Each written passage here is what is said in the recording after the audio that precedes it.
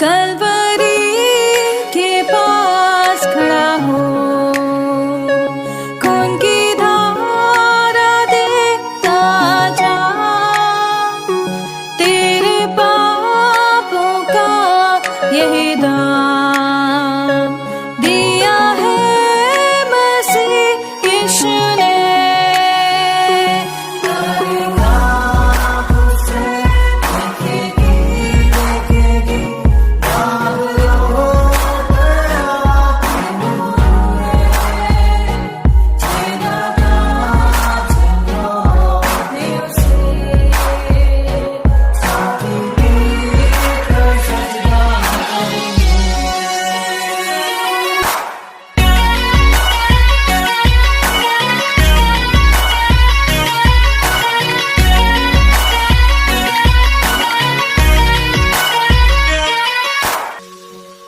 ये हुआ सब तेरे लिए, तूने भी उसे छेड़ा था,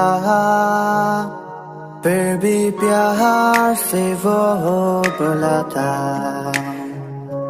जाता क्यों नहीं तू उसके पास, फिर भी प्यार से वो बुलाता, जाता क्यों नहीं तू उसके पास।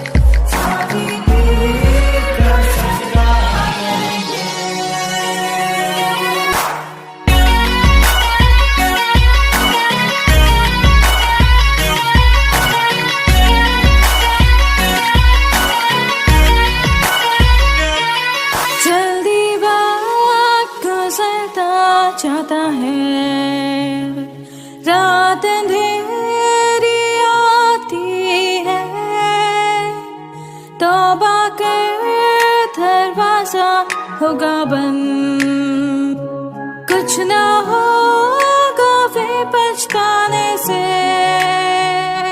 तौबा कर दरवाजा होगा बंद, कुछ ना होगा वे पछताने से।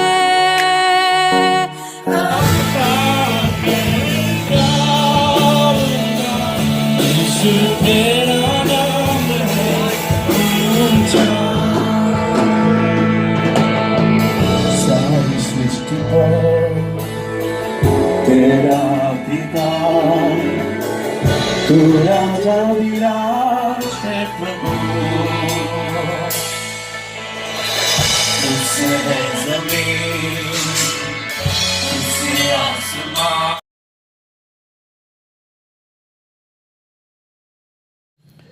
हम प्रभु परमेश्वर को धन्यवाद देते हैं आज की सुंदर सुबह के लिए, कि परमेश्वर ने आज का सुंदर दिन मुझे और आपको दिया है कि हम परमेश्वर की महिमा करें और परमेश्वर के नाम को धन्य कह सकें। प्रियो, मैं आप सभी का दिल की गहराई से स्वागत और वेलकम करता हूं।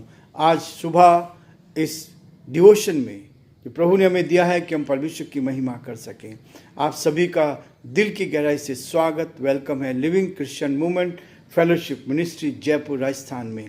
प्रभु आप सबको बहुत बड़ी आशीष दे, परमेश्वर का हाथ आप पर और आपके पूरे परिवार पर बना रहे, ताकि आप जीवन में आगे बढ़ते जाएं और प्रभु की महिमा करते चले जाएं। प्रियो, परमेश्वर का वचन हर दिन हमें प्रोत्साहन करता है, हमें आगे बढ़ाता है, ताकि हम जीवन में आगे बढ़ते जाएं और बहुतों के लिए आशीष का, आनंद का कारण बनते जाएं और जो परमेश्वर की योजना है उसको अपने जीवन में पूरा कर सके।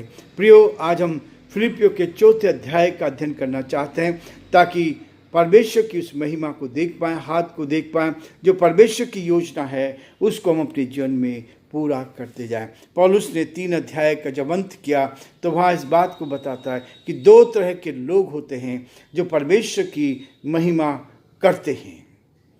ये पहचानना मुझे और आपको है कि किस तरह के लोग के साथ मुझे इस संगति करनी है। दो तरह के लोग, जो संसार की बातों में लिप्त रहते हैं, एक वो व्यक्ति हैं जो आत्मिक बातों में लिप्त रहते हैं ताकि परमेश्वर के साथ आगे बढ़े। लेकिन जब आप चौथे अध्याय का आरंभ करेंगे तो पौलुस यहाँ कहता है, इसलिए है मेरे प्रिय भाइयों, जिनमें मेरा जी लगा रहता है, जो मेरे आनंद और मुकुट हो, हे प्रिय भाई, यो प्रभु में इसी प्रकार स्थिर रहो। दूसरा पद, मैं योदिया को भी समझाता हूँ और तुम खुश को भी कि वे प्रभु में एक मन रहे।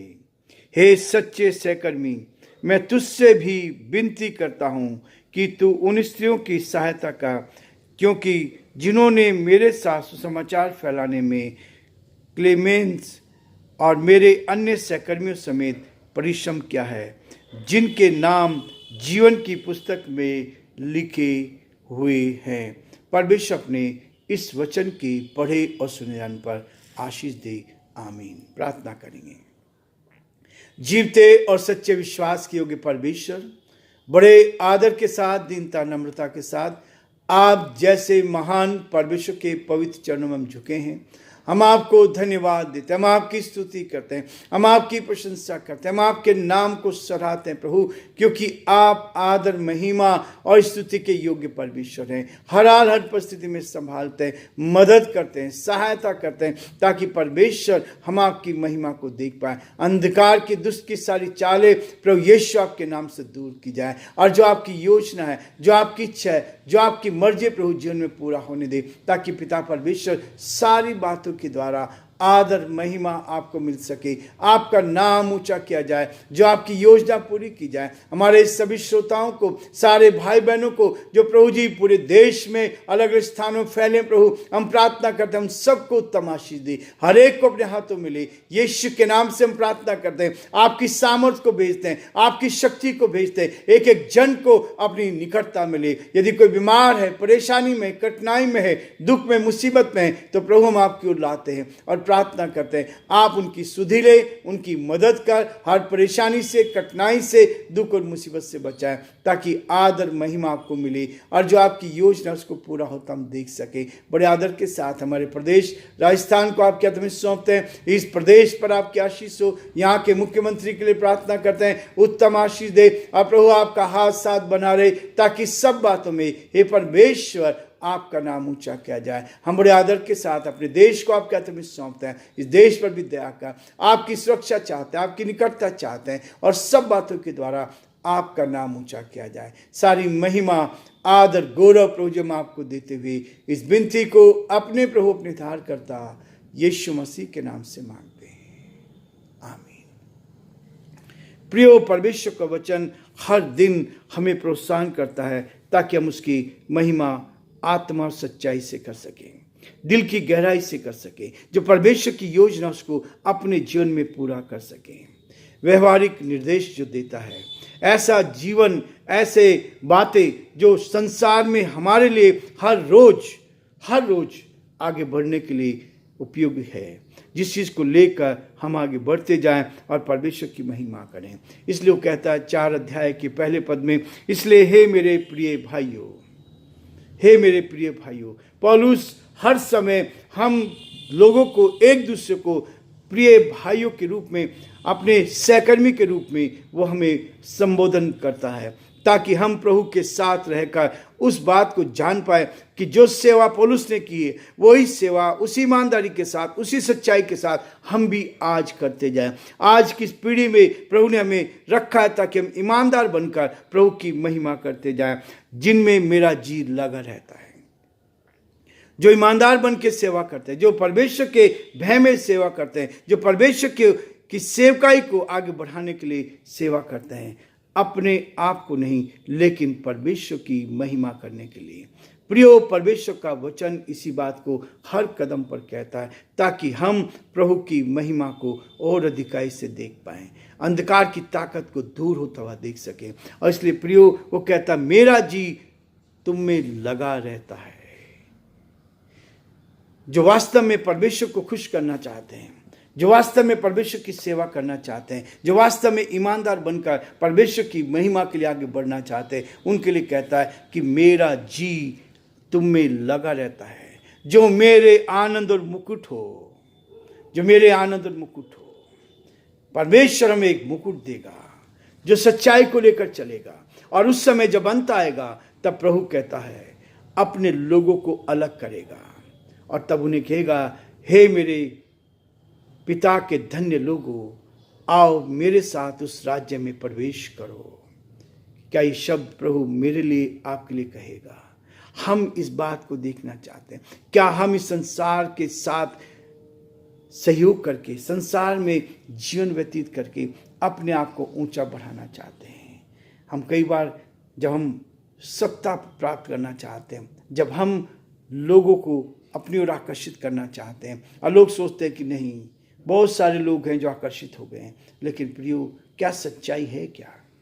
क्या सत्य है? क्या इस सच्चाई को लेकर हम चल रहे हैं? क्या उस सच्चाई को जो प्रभु कहता है, इस वचन को लेकर चल रहे हैं? पौलुस क्या मेरे लिए, आपके लिए इस वचन को मेरे जीवन में देखेगा, आपके जीवन में देखेगा? वो कहता है, जो मेरे आनंद और मुकुट हो। हे प्रिय भाइयों, प्रभु में इसी प्रकार स्थिर रहो, ईमानदार बनकर, सच्चाई को लेकर, वचन को लेकर आगे बढ़ते जाना। ये वचन मेरे जीवन में क्या कहता है, ये वचन किस तरह से मुझे काटता छांटता है, ताकि हर रोज हम अपने आप में अपनी कमजोरी को काटते छांटते जाएं। यदि अपने जीवन में से कमजोरी को दूर करते हैं तो प्रियो, परमेश्वर का वचन है जो हमें प्रोत्साहन करता है, परमेश्वर का वचन है जो हमें अपनी ओर आकर्षित करता है, ताकि हम उसके साथ साथ आगे बढ़कर उसकी महिमा करते जाएं। और जो प्रभु परमेश्वर की इच्छा है उसको अपने जीवन में हम पूरा होता देख सके।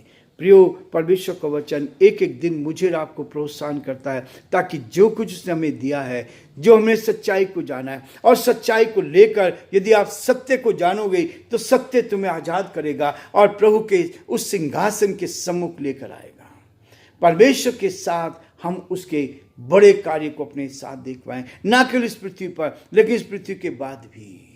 संसार में हम बहुत कुछ इकट्ठा करना चाहते हैं, लेकिन प्रियो, सब कुछ समाप्त हो जाएगा, कोई चीज़ हमारे साथ नहीं जाएगी, कोई चीज़ नहीं जाएगी। लेकिन परमेश्वर चाहता है कि हम इस पृथ्वी पर रहते हुए परमेश्वर की महिमा करें और उस स्वर्ग में धन इकट्ठा करें। वो धन क्या है? एक दूसरे के साथ मेल मिलाप, एक दूसरे के साथ आनंदित जीवन जीने के लिए परमेश्वर कहता है। इसलिए परमेश्वर का वचन इस बात को कहता है कि मैं योदिया को भी समझाता हूँ और सुन्तुखेस को भी कि वे प्रभु में एक मन रहे। शुरू से मन मुटाव रहा है।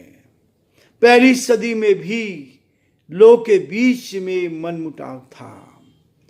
प्रभु के वचन में दो तरह के लोग पाए गए हैं, और यहाँ कहता है कि मैं उनको भी समझाता हूँ और उनसे कहता हूँ कि वे प्रभु में एक मन रहे।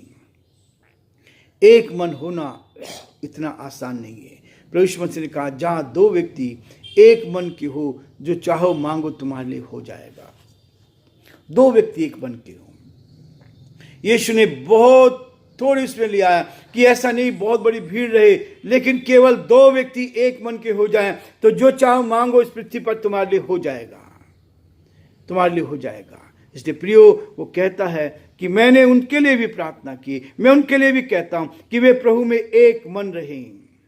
एक मन रहना इतना आसान नहीं है। यदि कहीं दिखते हैं कि हम नीचे जा रहे हैं तो हम एक दूसरे के विरोध में काम करने लगते हैं।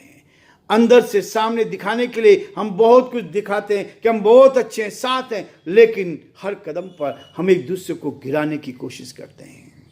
एक दूसरे के विरोध में उसकी दुखती हुई नस को हम टच करना चाहते हैं, ताकि उसको दुख हो। आनंद में भी, खुशी में भी, जब हम परमेश्वर में जीत का जीवन जीते हैं, एक दूसरे के साथ खड़े होते हैं, तब वहां भी हम क्या करते हैं?